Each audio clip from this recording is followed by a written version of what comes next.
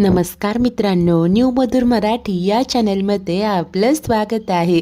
घरोघरी मातीच्या चुली या मालिकेच्या आजच्या एपिसोडमध्ये आता जानकी सांगते की ऐश्वर्या अवंतिका आता शर्वरी वंश व राहुल भाऊजी गाढ झोपतील. याच दरम्यान आपल्याला आपलं काम करायचंय. आता तिघीही लगेच कामाला लागतात. ऐश्वर्या जाऊन तो फोन घेऊन येते. तेव्हा जानकी विचारते की फोन नीट चार्ज तर झालाय ना. तेव्हा ऐश्वर्या सांगते की हो अगं झालं असेल, चांगला 2 तास मी चार्जिंगला लावला होता आणि चार्जर देखील नवीनच होतं ना. तेव्हा आता जानकी पाहते तर बॅटरी लो असते. आता जानकी म्हणते की हे काय, अगं फोन नीट चार्ज झाला नाहीये, तू खात्री केली नव्हतीस का? कुठे लावला होतास हा फोन चार्जिंगला? तेव्हा ऐश्वर्या सांगते की स्टोर रूममध्ये. जानकी बोलते अरे देवा, अगं एकदा तरी विचारायचंच ना, तिथलं सॉकेट खराब आहे, आता काय करायचं? तेव्हा आता ऐश्वर्या सांगते की आधी फोन अनलॉक करूया आणि नंतर चार्जिंगला लावूया.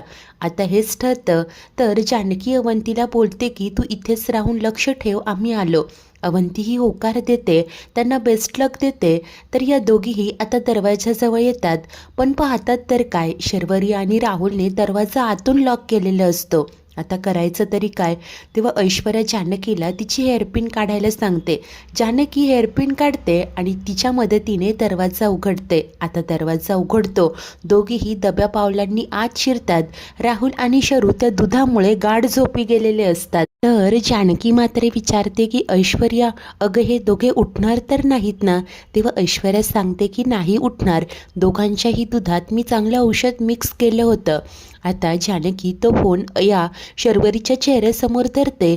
तेव्हा ऐश्वर्या बोलते की अगं हे काय करते, असा कसा फोन अनलॉक होईल, त्यासाठी डोळे उघडे लागतील ना.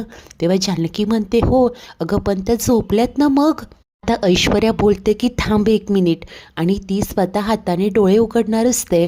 परंतु इतक्यात काय, हा राहुल अचानकच उठतो. त्याला जोराचा ठसका लागलेला असतो.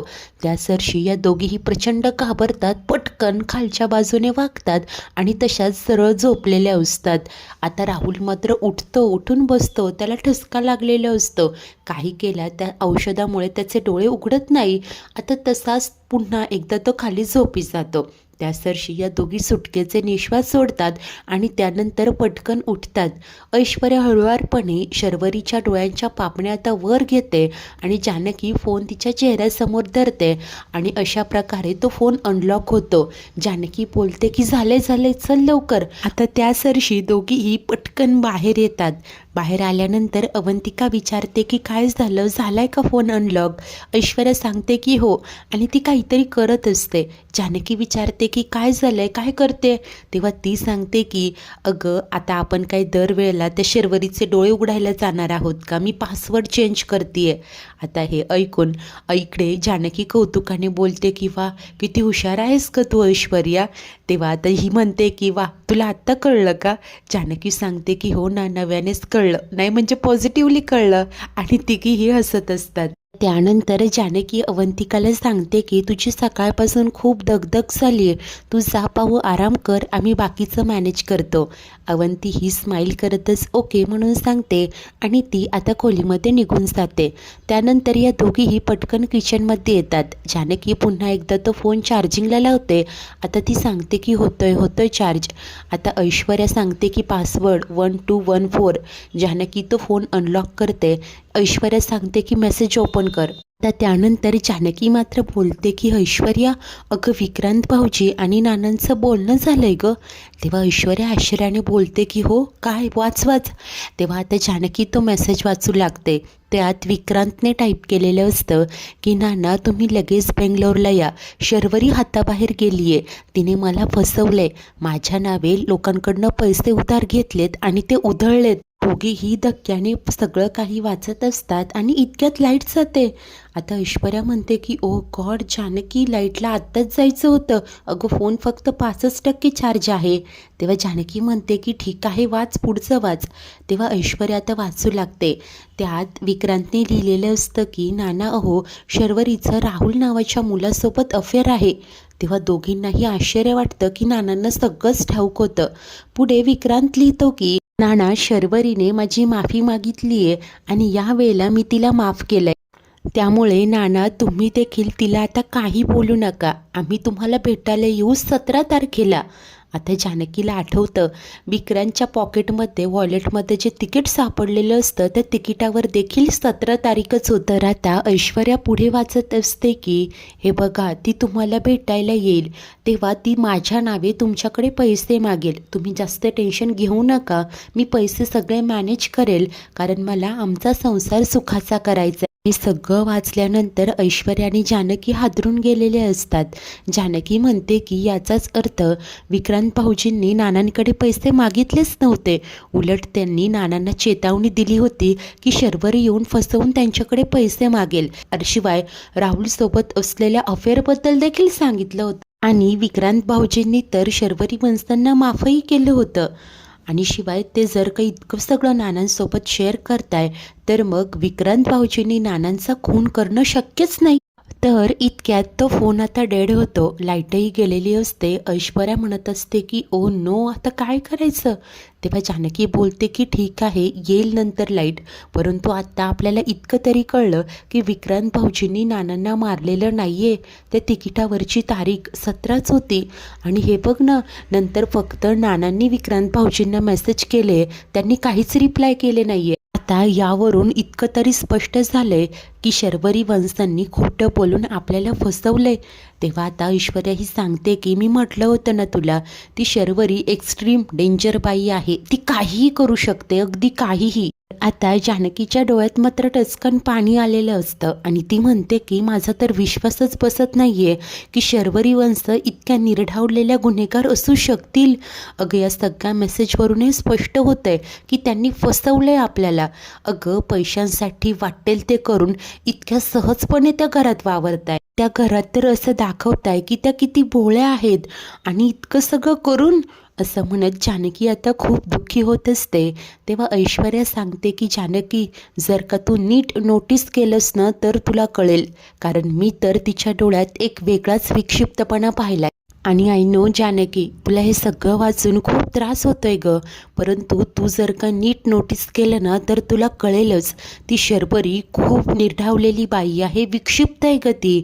तेव्हा जानकीच्या डोळ्यात मात्र पाणी असतं आणि ती म्हणते की ऐश्वर्या, आपण खूप मोठी चूक केली ग.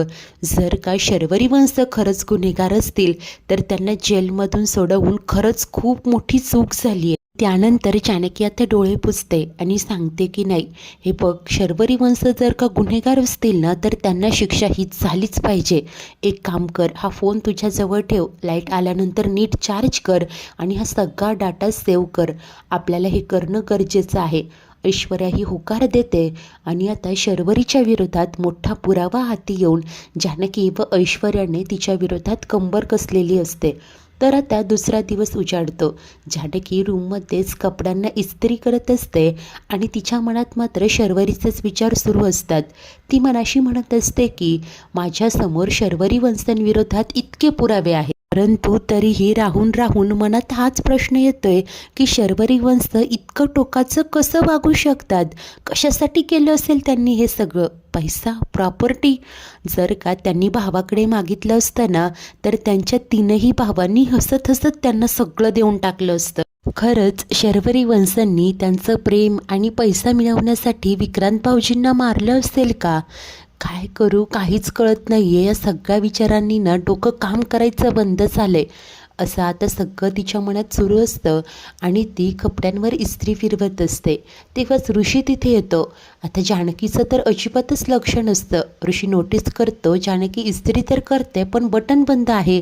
तो आता जानकीला आवाज देतो. दोनदा आवाज दिल्यानंतर ती भानावर येते. तर तो विचारतो की काय करते. ती सांगते की हे काय, कपड्यांना इस्त्री करते.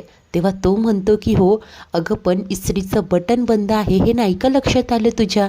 जानकी आश्चर्याने मागे वळून पाहते आणि त्यानंतर सारवासारव करत म्हणते की हे बघा, कामाच्या गडबडीतनं हे असं होतं, सॉरी. तेव्हा ऋषी मात्र तिला शांतपणे खाली बसवतो आणि सांगतो की मुद्दा बटन बंद आहे याचा नाही आहे, मुद्दा हा आहे की तू इतक्या कोणत्या विचारात गढून गेली होतीस. तेव्हा जानकी उत्तर देते की नाही, असं काही नाही आहे ऋषिकेश. तेव्हा तो म्हणतो की हे बघ, मी माझ्या जानकीला चांगलं ओळखतो. माझी जानकी जर गॅसवर भांडं ठेवून बटन ऑन करायला विसरली, इस्त्री करते पण बटन बंद आहे, असं सगळं तेव्हाच घडतं जेव्हा तिच्या मनात काहीतरी सुरू असतं. मी तर हे मान्यच करायला तयार नाही. आणि काय गं, मला एक गोष्ट कळत नाहीये. आता तर आपल्या घरात इतकं सगळं सुरळीत चालू आहे, सगळे आनंदात आहे, सुख आनंद समाधान नांदतंय, तरीसुद्धा तुझ्या चेहऱ्यावर इतकं टेन्शन का? आता त्याचं हे बोलणं ऐकून जानकी मनाशी विचार करत असते की काय करू, शर्वरी वंशांबद्दल ऋषिकेशला सगळं सांगू की नको. तर तेव्हाच ऋषी तिला भानावर आणत म्हणतो की काय गं, मी काय विचारतोय.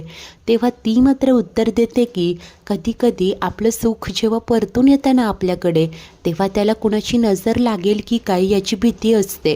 तेव्हा तो म्हणतो की नक्की काय म्हणायचंय तुला. त्यावर ती सांगते की ऋषिकेश, आपण सगळं सुरळीत करण्याचा प्रयत्न केला, ते सुरळीत झालं, आपल्या नात्यांची कुटुंबाची घडी व्यवस्थित बसले असं जरी वाटत असलं ना तरी तसं नाहीये. आता तेव्हा ऋषी तिला म्हणतो की हे बघ, जे काही बोलायचं आहे ना ते स्पष्टपणे बोल.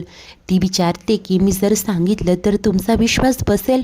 तो म्हणतो की का नाही बसणार, तर कुणाबद्दल बोलायचं आहे तुला. तेव्हा ती सांगते की शर्वरी वंशांबद्दल. तो बोलतो आता तिचं काय. तेव्हा जानकी सांगते की ऋषिकेश, त्यांनी कोर्टात जे जे काही सांगितलं ना ते सगळं खोटं होतं. त्या जे काही बोलल्या वागत होत्या ते सगळं त्यांच्या प्लॅनिंगचा एक भाग होता. ऋषीला तर मोठा धक्काच बसलेला असतो. जानकी म्हणते आता मी जे जे काही सांगते ना ते फक्त एकदा शांतपणे ऐकून घ्या, आणि त्यानंतर आत्तापर्यंत जे जे घडलं, कशाप्रकारे लग्नाच्याच दिवशी ते तिकीट सापडलं, त्यानंतर तो फोन सापडला, तो अनलॉक केला त्यांनी, त्यात असलेले मेसेज, हे सर्व काही तिने ऋषीला सांगितलेलं असतं. आणि ऋषीला हे सगळं ऐकून मोठा धक्का बसलेला असतो. त्याच वेळेस दुसरीकडे खोलीत असलेली ऐश्वर्या विक्रांतचा तो फोन घेते आणि म्हणते की झालं असेल हा चार्ज, आता ती जायला लागणार. इतक्यात मागणं सारंग येतो आणि तिला विचारतो की ऐश्वर्या, हा फोन कुणाचा. तेव्हा ती मात्र उडवाउडवीचं उत्तर देत बोलते की माझंच आहे असं समजा, आणि जायला लागते. परंतु सारंग मात्र म्हणतो की बघू द्या इथे, आणि त्याने आता विक्रांतचा तो फोन हातात घेतलेला असतो. आता त्या फोनच्या डिस्प्लेवर या सारंगला विक्रांतच्या आईचा फोटो दिसतो. तो धक्क्यानेच म्हणतो की काय, इथे हा फोटो कसा, म्हणजे हा फोन विक्रांत दाजींचा आहे का, आणि हा फोन तुमच्याकडे कसा आलाय, सांगा ना ऐश्वर्या. तेव्हा ऐश्वर्या बोलते की सारंग, अहो जरा हळू बोला, हे बघा सगळं काही मी नंतर सांगते, आत्ता नाही काही सांगू शकत. तेव्हा तो बोलतो की फक्त हा फोन तुमच्याकडे कसा आला हे सांगायला काय प्रॉब्लेम आहे. त्यावर ती मात्र म्हणते की सारंग, मी म्हटलंय ना वेळ आल्यावर सगळं सांगेन, आता मला एकामागोमाग एक प्रश्न नका विचारू, आणि ती तिथून निघून जाते. परंतु सारंगला मात्र प्रश्न पडलेला असतो की असं कसं होऊ शकतं, विक्रांताजींचा फोन ऐश्वर्याकडे कसा आला. आता त्याच वेळेस दुसरीकडे ऋषी धक्क्यानेच उठतो आणि बोलतो की काय, अगं शरू, इतकी प्लॅनिंग करणारी, छक्केपंजे वापरणारी मुलगी नाहीये, हे बघ तुझा काहीतरी गैरसमज झाला असेल. तेव्हा जानकी बोलते की जर हे सगळे माझे गैरसमज असते ना तर सगळ्यात जास्त आनंद मलाच झाला असता. हो, आत्ता तुम्हाला त्यांच्याबद्दल जे वाटतंय ना तसंच मलाही वाटत होतं, पण ज्या दिवशी मला स्टोरूममध्ये ते तिकीट मिळालं त्या दिवशीनंतर माझ्या मनात संशयाचं बी पेरलं गेलं. हो, वंसा कोर्टात काय म्हणाल्या होत्या की ज्या दिवशी नानांचा खून झाला त्या दिवशी विक्रांत भाऊजी मुळशीत आले, पण असं नाहीये, कारण त्या तिकिटावरची तारीख नाना गेल्याच्या 3 दिवस आधीची होती.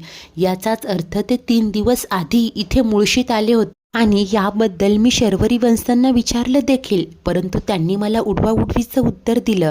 परंतु काही केल्या माझं समाधान होत नव्हतं, म्हणून आणखी खोलवर तपास करण्याचं ठरवलं आणि त्यांच्याकडे असलेला विक्रांत भाऊजींचा फोन मिळवण्याचा प्रयत्न केला. तेव्हा ऋषी विचारतो की 1 मिनिट, म्हणजे नक्की काय केलं तुम्ही, काय तिच्या खोलीत जाऊन तो फोन चोरला की काय. ती सांगते की हवं तर तसं समजा. अहो, आम्ही तो फोन शोधला आणि त्यानंतर त्यात असलेले जे मेसेज वाचले ना त्यानंतर मला धक्काच बसला.